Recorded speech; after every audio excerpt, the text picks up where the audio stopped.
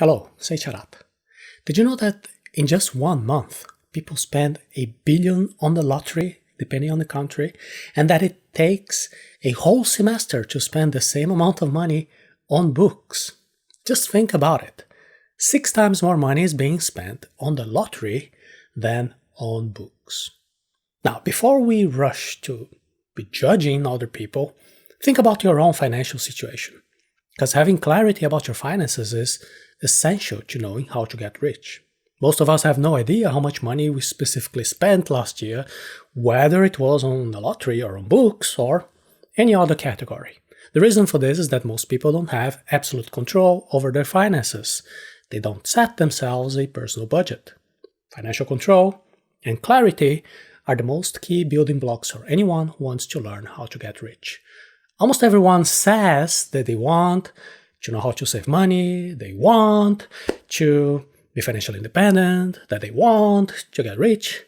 It is quite rare, however, the people who actually put effort into making these dreams come true. Nobody ever wants to take the first step, which is to take serious control over their finances. You know why? Because they are scared of the truth. If you want to know how to get rich, you have to stop running away from the truth. To get rich, you basically need to spend less than you earn and invest the difference wisely. You probably know already how much you make, but probably you don't have as much clarity about how much you spend. A lack of clarity is one of the main reasons that people struggle to find out how to save money. If I were to ask you exactly how much you spent, I don't know, on food and books and clothes last month, would you be able to tell me, down to the penny? What if I would ask you how much you spent on education and transport and electricity last year? The only way to have this data is to have the habit of writing down everything you spend. I know it can be a little bit of an uncomfortable activity, but nowadays, with debit cards and mobile apps, it's much easier. Just think about it. To keep track of all of your expenses in the past, you'd have to carry around a notebook and be taking notes everywhere for every single penny you would spend at the bakery, in the shops, and the supermarket. Then you would have to go back home and consolidate all these notes and add up all in your spending. And basically, this is what the finance gurus would be telling people on television.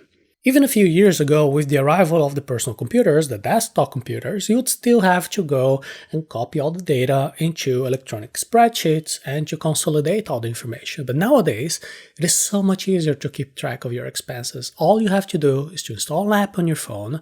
If you usually do your spending on your debit card, no, you don't even have to take notes in the app manually every time you make a purchase. Some of these apps can integrate automatically your bank account to your app, to your phone. In other words, the most fundamental stepping stone to knowing how to get rich now is easier than ever. And with that, you can easily find out if you are the type of person who is spending more money on lottery than on books or any other category. This clarity will show you if you really know how to save money and if you know how to spend on the areas that really help you grow. Please understand here, we're not here judging people. If you consciously decide that your life would be better for spending money on a lottery, that's your choice. But you will also be fully responsible for the results of your choices. What I mean here is that in having more clarity where your money goes, you're now going to be able to confront the truth. Truth is like a sun ray that will get rid of the mold of ignorance. The truth helps you to stop blaming your results on external factors. The truth helps you to get responsibility. Maybe that's why some people are kind of reluctant to take control of their finances, because the truth can be uncomfortable. Once you have the courage to take on that responsibility and have the habit of writing down what you spend, now you can move on to the second step on the journey to getting rich, which essentially it is to spend less than what you earn and invest the difference wisely. Now you know how much you spent. It's now time to consider how much you actually make. How much have you earned in total throughout your entire life? Look at your current job, the monthly income that you receive. Now let me ask you a question. Are there any possibilities of increasing your earnings over the next few months so you get closer to financial independence? And if the answer is not, what changes can you make? Make an experiment. See how much money you have already earned throughout your life, approximately. From the very first money, I don't know, maybe you got from your parents or from some internship or from the first salary that you got until the last salary that you got just last month. All right.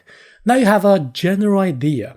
You can also take a look at the tax statements that generally you have in an annual period, just to have an idea of the rough number. It's not essential that you go and calculate this exactly. It's just to have a big estimate, to have an idea. Let's assume that throughout your entire life, you've been working for a few decades, you've earned more than $1 million of your life.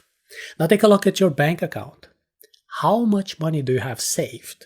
How much money do you have invested?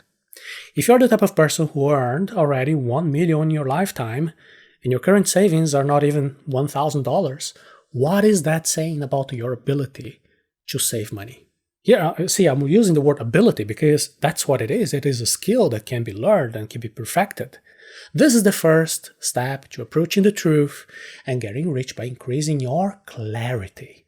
This exercise should give you a sense of how much money you've been earning, and now we go to the next step, which is to take a look at your current situation. What is your actual hourly net wage? Are you ready to confront the truth one more time? So if you are employed, you probably know your salary from the top of your head, right? It's pretty easy.